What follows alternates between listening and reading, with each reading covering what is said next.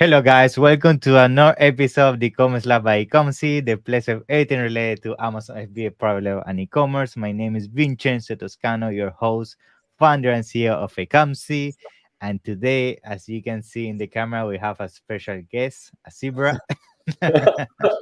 So no, actually, he's Hello. my friend Vadim.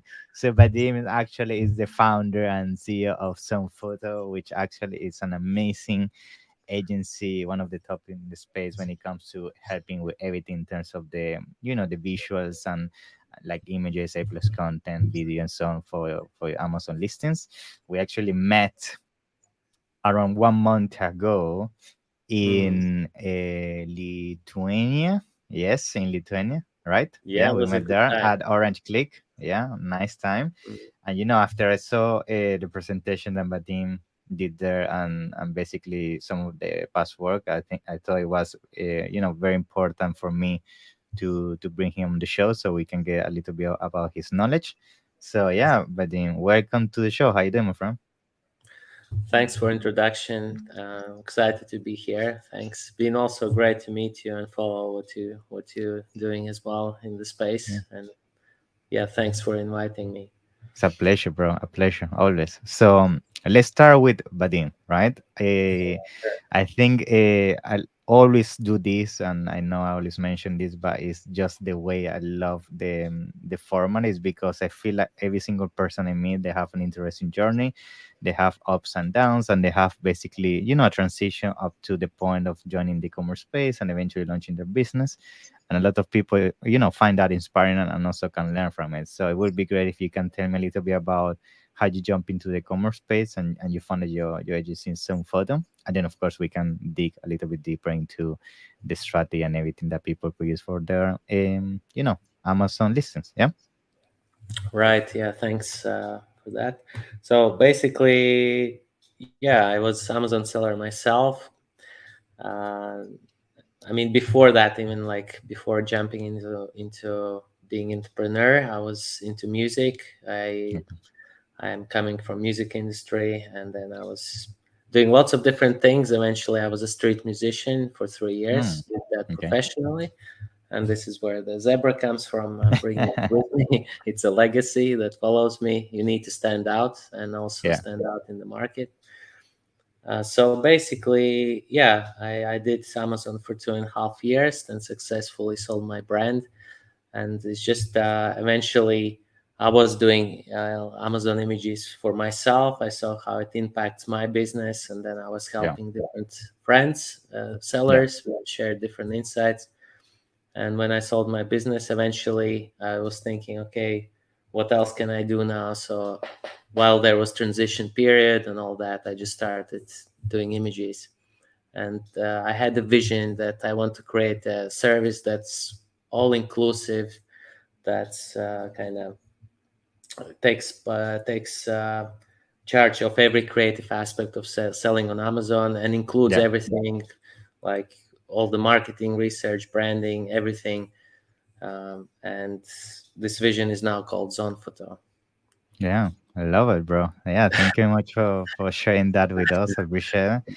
I think it's actually a very interesting journey. I find that there is a lot of I will say consistency when I go back and see other founders as well. That usually when we start as a seller, we always end up discovering the other part of the coin, which is you could actually not only be a seller on the industry but also provide your knowledge to Mm-hmm. support other Amazon sellers or people that want to enter the Amazon space. And I love what you've been doing with with your companies on photo, because I bet Mm-hmm. a lot of the things you actually implement there were things that you learn and mistakes that you went through as a seller, and now you're basically using that to make sure they don't go through the same hustle basically.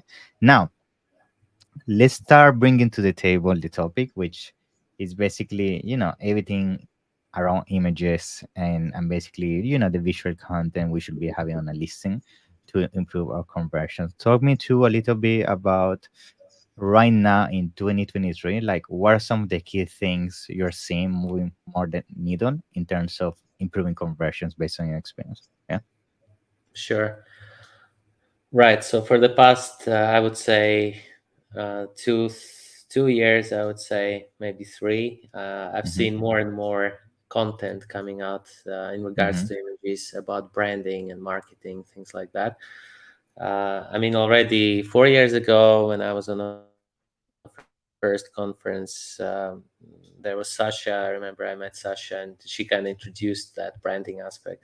And why I'm mentioning that, because I know many Amazon sellers and myself as well. When we start business, we just look for product, we Yeah. look at the margin, ROI, we find product, we launch it, and maybe at that point, we're not really thinking like a brand. Yeah. Like, we just thinking about making money, making sales.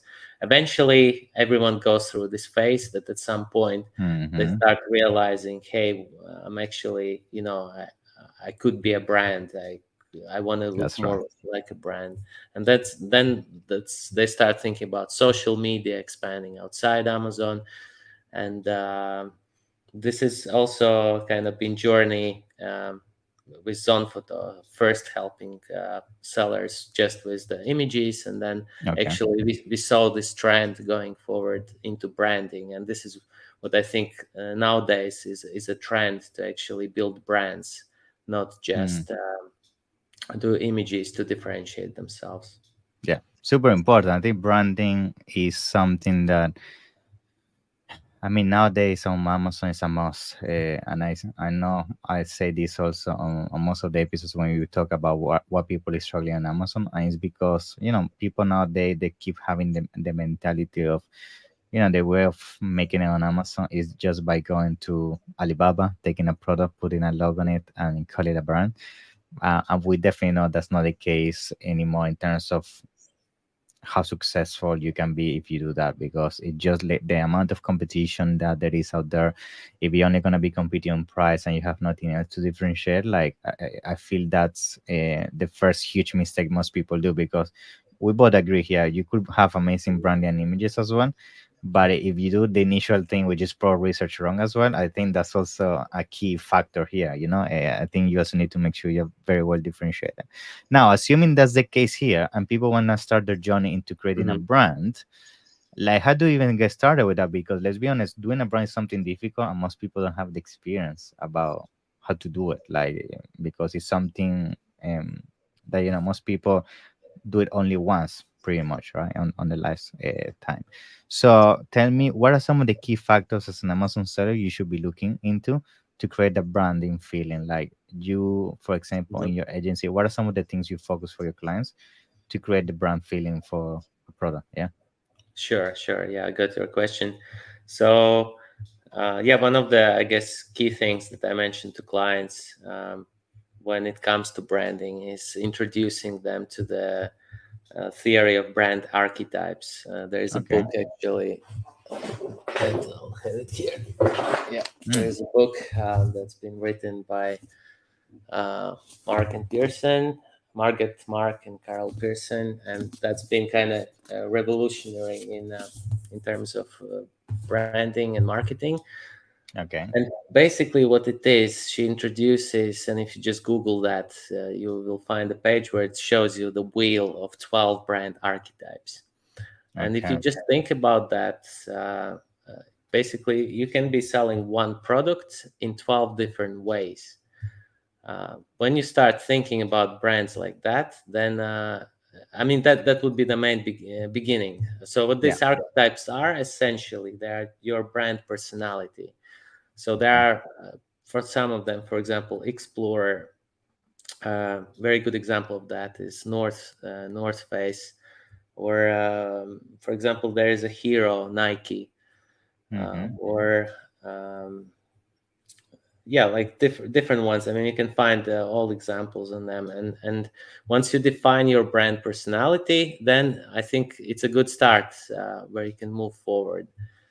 Maybe logo is not as important at this stage as actually defining who you want to be, how your personality. Um, Yeah. I would I start guess with that.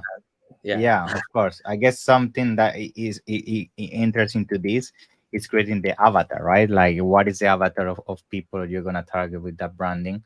because I guess if you don't understand in the first place what kind of customers you're actually advertising to or trying to target, then you might get the branding wrong, just based on your perception alone of not having done the market research about what people in that specific niche are looking forward to see, right, on the True, branding. true. Yeah, true as well. That yeah, you need to look at the target audience as well first. So there's always has to be your brand purpose has to align um, with your customer kind of values. So when you say we are this kind of brand, you're introducing that. You need to make sure that in that story you mention those values that people actually seek for, and the same with what you say in other things. Basically, it has to be always aligned. There's a brand matrix that you can follow, where you kind of Okay. just write on one side all the wants of people, and then on the Yeah. other side you point out all what your brand is offering, your Okay. core values, uh, your uniqueness has to align with what people actually looking for, and things like Yeah. that. This would be the good way, not just think about one side but always two sides. That's exactly what you're saying now. Okay. Super important. And now when you do this branding, would you say that on the Amazon side of things, whenever you're gonna launch a brand and you're gonna launch a specific niche, um do you recommend using as an inspiration other brands, or at the same time that could be dangerous because then you could end up doing pretty much the same as your top competitors and not really thinking outside the box? Like how do you avoid that, especially even with images as well? Like we know you need to do market research and you need to see what our competitors are doing, but I guess we also should be adding a factor of, I guess, imagination and also a bit of outside of the box thinking to be different, right? What do you advise on that point, for example? Okay, so you mean how to position yourself in a Yeah, competitive market? different. Yeah, Yeah. different. So Mm-hmm. basically, when we talk about positioning and I guess marketing, Yeah. we come to the point of marketing. So there's branding and marketing. Branding is understanding who you are and how it aligns with target audience, and marketing is how you embrace that. So when we come to image strategy, what images you're gonna have, we're talking about strategy and positioning. So there are different. There are actually some actionable things you can do. Of course, first you start with looking at your main competitors. Yeah. What we Hmm. do in our agency, we would download all the images of each competitor. We would put it in Okay. Google presentations, and then we would segment the information that they have in the images Mm. by content. And Okay. by doing that, you will notice that lots of information repeats. For example, you might notice that your seven of your competitors have what's included image, or seven of them talk about the same benefit, Mm. or things like that. And that's where you So can you try to start. find synergies in terms of what are the best sellers doing to make sure you have some of those factors in the images, right? You Yeah, compare you one need to one.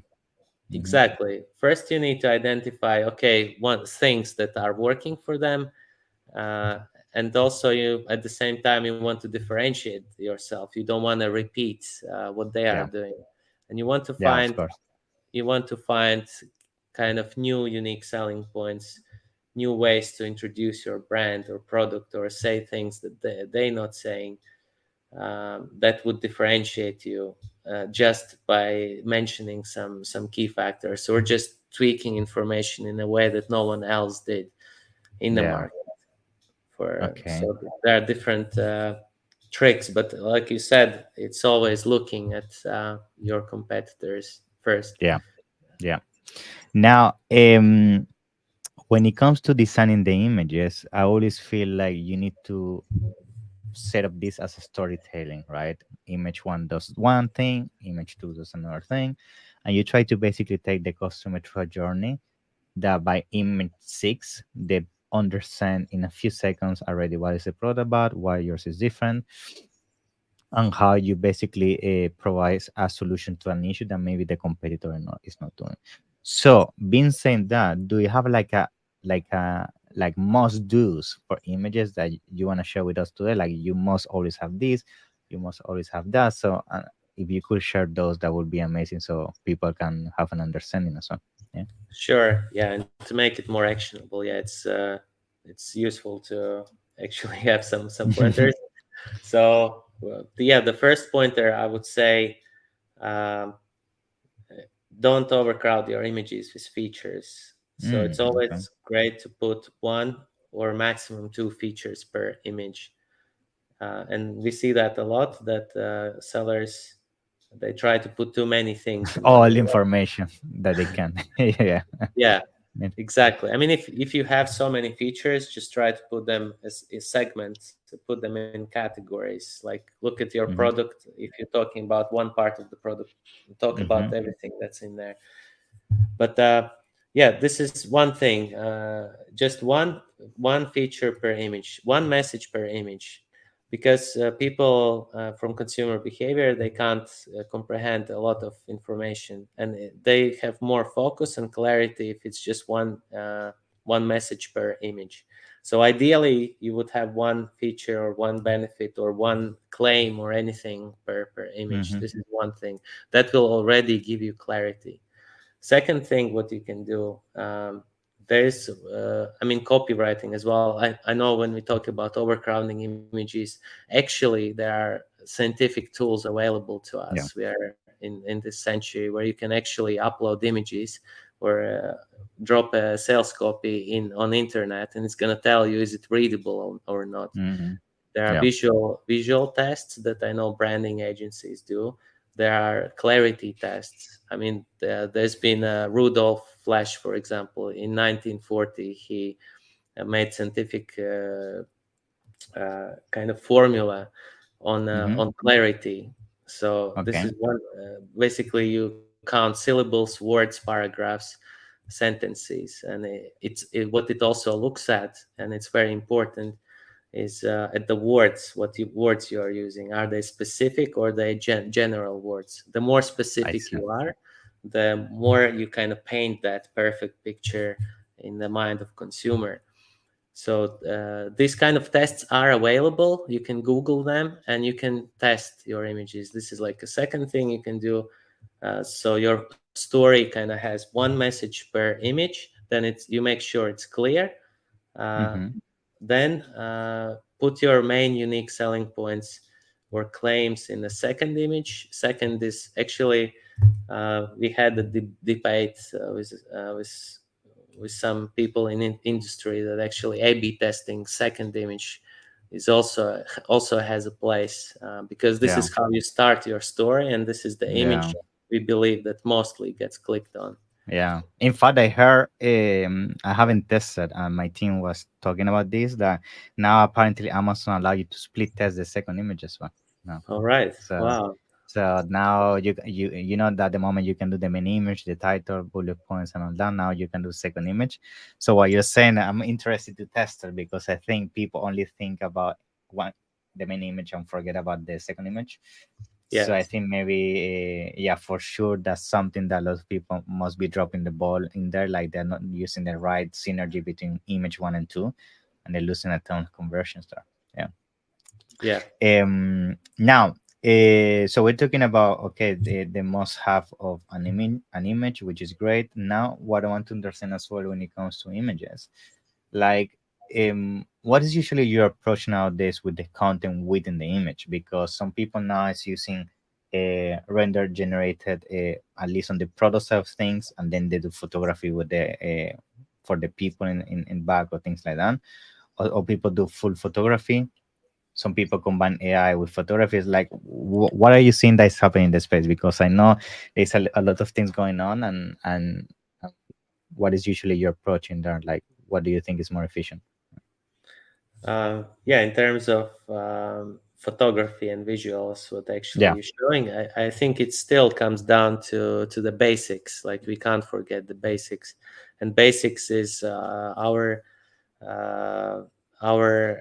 actually, psychological need to see the Mm-hmm. product from different angles. That comes Yeah. from the actual real life. So internet is just a simulation of real life. So in real life, when you would go to shop and you would want to buy something, what you would do, you would take a product, you would That's right. turn it from different sides, you would look at it, you would touch it, you would try to read some information. So same thing happening uh, online. And what you're doing with imagery doesn't matter if it's AI or if it's 3D renders or photography. You need to make sure that in your 6 images you're always changing these angles and you are creating a story not just with context and features, but also alone with photography. So you can Hmm. actually do a test where you just remove all the text from like the way you can think is remove all the Yeah. text from your images and just look at the story, at the photography. And I would say you need to include uh, 3Ds. 3Ds we Okay. call three-dimensional angles. Yeah. Then there should be flat lay, there should be lifestyle. This is what people usually do, these three Hmm. ones. That's right. I mean, Hmm. with AI, there is a problem with lifestyles sometimes. Yeah. The Yeah. big problem with AI currently, I mean, maybe it's going to develop as we go forward, is handshots. And what we see in Yeah. space, what we tried ourselves, is AI generating. Extra fingers and things like that. I had It's seen very it. common to have 10 fingers in one arm and things like that. Yeah. Eventually, it's going to get better, but still, we're missing handshots and close ups. So, these are 5 angles that I would recommend including Hmm. in the whole presentation. And if you know Hmm. this kind of rule, this is the basic, and it doesn't maybe matter that much. I mean, it's not gonna matter how you make these images. We still have the same psychology what we want to see. So Mm. this is, I guess, above what tools you are using. Yeah. Awesome.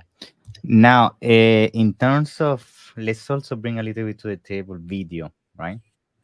Because Right. video is something that in Amazon nowadays super super important, especially because what you just said, like a lot of people when they shop they don't have the opportunity to touch the product and interact with it, and if you don't have video, like you're basically wasting the opportunity for people to fill that gap, right? So what is some of your take on video, like what is the length you see working the most right now, and what is the type of video working more efficient? Is what I mean by type of video is like unboxing video, so lifestyle video, or review videos. Like what do you think now realistically is working the best in terms of creating that link and genuinity with the client? Hmm. Yeah, we see different kind of videos appearing. I mean, there's been a trend for UGC content where Yeah. user generated content where maybe, I mean, people kind of moving away from professional grades Yeah, to I heard that if it's too professional, apparently it sometimes affects conversion because people don't connect with it, right? yeah, exactly. I mean, we still believe in good storytelling, and if you have a good Mm. video professionally made, it still can make impact. Um, I mean, for example, for supplements brands, I know it's a big thing, and also we recommend for our clients is to have these review videos where people just holding, I don't know, supplements, saying how Yeah. great it is. And there are some really good examples in space where you can see they really utilizing Mm. UGC in lots of videos you can have. Then Yeah. with Premium A Plus, you have this Yeah. video carousel now, where you can actually put this all UGC contents in carousel. Obviously, coming up these video modules that's kind of new thing that appeared. Obviously, everyone wants to have a video in Premium A Plus. Um, uh, so in terms of what's working, I would say look at your niche, and I mean it's Mm. more product specific. Obviously, when it's supplement, I mean depends what's the role. Do you want to add social proof? Do you want to Yeah. explain how it works? You need to understand the concern that you are trying to solve. So again, it's coming from marketing perspective. Yeah. What's actually the purpose of that video? If in your niche customers are really concerned how to piece it together, if it's some complicated thing, then they will find it really helpful if you show that. if you feel like it's, for example, I don't know, ashwagandha, you're selling ashwagandha, there's so many of it, and you don't know how to differentiate it. I mean, what would really help is social proof. If like lots of people really showed that, oh, this is the best ashwagandha, if like 10 Yeah, people tell you that in videos, you're probably gonna believe it. yeah, So you need to find what's needed. Again, come from target research, target audience research, and address that in the video. And like you said, it's really good space to show also all the angles, how it feels, and provoking sensual experience as well. yeah. Very important. Now when it comes to video, do you recommend right now, because as you, I'm pretty sure you're aware, you can do a PPC with video, right? So you Yeah, can have a video for advertisement and one for your listing, and now you could even have video for A plus premium, right? So correct. what do you think right now is really the ideal? I mean, ideally you have a video for each, but let's be honest, some people don't have sometimes the budget to do that. Yeah, Taking true. that into consideration, do you recommend just having a flat 45-second, 30-second video and repurpose that across? Or realistically, you say, yeah, for PPC, if it's an unboxing, it's not gonna work, or if it's a specific thing that you wanna use for advertisement based on experience not working, you need to do this, and that. Do you have some maybe insights you can share about that regarding what video type of video works for what type of placement, basically? Yeah. Mm-hmm. So, I mean, if you're on a budget, I would still kind of aim for that 30 Mm-hmm. second video where you explain the main features, positioning, unique selling points. You also introduce your brand personality, and just making sure you can repurpose it for ads. Pay attention to the first like 10 seconds, 5 seconds. Sometimes what we do as well, we create a video, and then from that video we cut out the most interesting parts, the most visually appealing, that would be working as a clickbait. And Mm-hmm. this could be like slow mos are really good in that. For example, we had a really, really successful case study, Mm. probably the most successful in 5 years. That was the seller that first time appeared in the market, where no one had a video, and he was the first one. Mm. So Okay. yeah, and he became a bestseller with 48 reviews, beating, I mean, big competitors. Average review count in the niche was 980. Mm. Second, like bestseller was like 2,000 reviews. There was another one 800, Wow. and yeah. So this was, and what we used in that video in the beginning, it was a shower scene where like we see in slow motion these shower drops Mm-hmm. kind of Yeah. dropping, and it's already giving you a mood, and it's kind of catching your attention and giving that premium feel.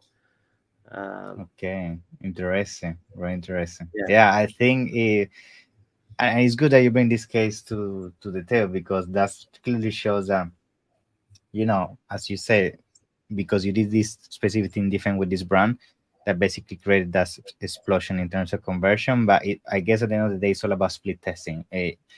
We could be sitting here talking about the perfect video format and the images and all that, but at the end of the day, I guess it's all about trial and error. You need to try, see how it performs, go back to the board, do it again, and this actually opens us my next question, which is how often we need to do revisions of our images, because people think that you do images and video once and then that's for life, which is, we know that's not the case. So how often you will say it's important to really keep an eye and do revisions? Yeah, in this. Mm-hmm. So I would like probably at least as a minimum two times a year. I would evaluate, do competitor research, look at Mm-hmm. what competitors we have in space and which competitors actually have changed images, updated images. It would Mm-hmm. be great if there was a tool, maybe there is, who could track image changes as well with Yeah. competitors, where you select top 10 competitors and you follow them. You could have VA doing that on monthly basis as well. I mean, it's important because your competitors are also updating images. They're looking at what's happening. And if you have a really good listing, and this happened to many of our clients, once you become a bestseller, everyone else is just copying you. And it could, Yeah. and we had we one client where we created really cool brand personality for him. We were using green plants together Okay. with cats and things like that. It was a cat product, and Mm, like a few months later, everyone has these green plants across their listings. I So know. they had to change their branding. They hired a branding Wow. agency. They did completely new branding. They came back to us and say, "Hey, we have this new concept. Let's redo all our images." And eventually, it worked. They said, "Let's do one listing, see how it goes." And recently, they contacted me and said, "Okay, let's do the whole catalog now." Uh, Mm, so how okay. often you have to do that? I would keep an eye. Just, I mean, if you can on monthly basis, but at least two times a year. Yeah. And what you can do also, always keep experimenting. Maybe with your not main image that much. I mean, if it works, it works. But just keep an eye what's happening on page one as well. How these main images are changing. You always need to be standing out and breaking the pattern. But in terms of your initial images, you can experiment with the order. Also, a very good thing what you can do is you can go on Product Pinion, one Mm, of the services that we use, and you can yeah. actually pay for the I have videos you. It's very good. Yeah. where people click on your listing, and you can see how they shop. You can see how they reading your images, and that can reveal you lots of things that you can maybe change the order, or just make your Yeah. title more clear or something, or change the angle. For example, with one client recently, we just did audit. He was selling for many years. He has Mm, 7,000 reviews, and we wow. did we did research, product opinion, and like 4 out of 10 participants said that they don't understand what this bonus item is. Everyone had a different idea of what this item is, and it Yeah. was in two images, on main image and the other image, and no one had a clue. They were just like guessing, and they took it as, oh, they have this, like this is a really cool thing, and it's actually not the thing. Yeah. uh, Interesting. so things you can discover also through like product opinion, just Yeah. having a second I opinion. know. Yeah, I think it goes back to initial point, which is you need to understand your avatar and the people you're targeting. And sometimes if you do assumptions based on your beliefs, you could end up doing the wrong design or branding just based on perception that might be wrong, you know. So And look, we have so many tools now that can give you target audience research. Before, like 3 years ago, I thought, okay, what actually we have on custom? We don't have their emails. We don't have like, yeah. what usually. But now you have brand analytics where it gives you gender, Yeah. marital status, income. Another thing that AI has brought is these lots of services that analyzing reviews.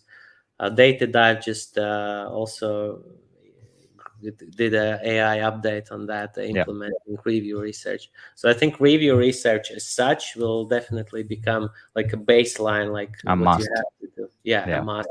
I see this definitely happening now. Where before it was just, it would take so much time to read all of them. Now just in few clicks you can get a whole report on what people expect, what they like, what they dislike. Are they man or female commenting? Uh, you Yeah, what know, people are looking to receive, what features are missing, what people are always unhappy, and yeah, super important because I know that the pain points are what you need to highlight on your graphic design, you know. And now with the reviews, so with a few buttons, you can know that, which is super important. exactly, exactly.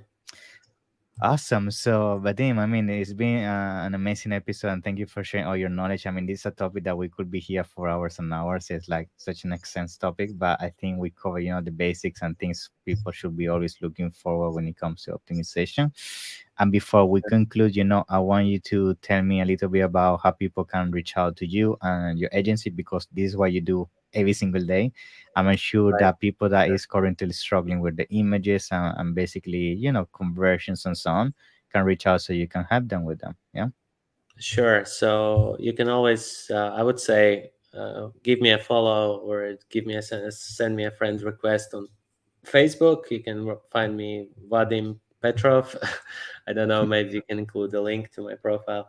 Yeah, I But will. Hmm. sure, sure. Info. Also, I mean, you can send email if you have any questions. Info@zonphoto.com. You can check our website. Even just checking our website for inspiration on what's Mm, possible, maybe is really cool thing. We also have different videos, also case studies. Just for inspiration, I guess it's yeah.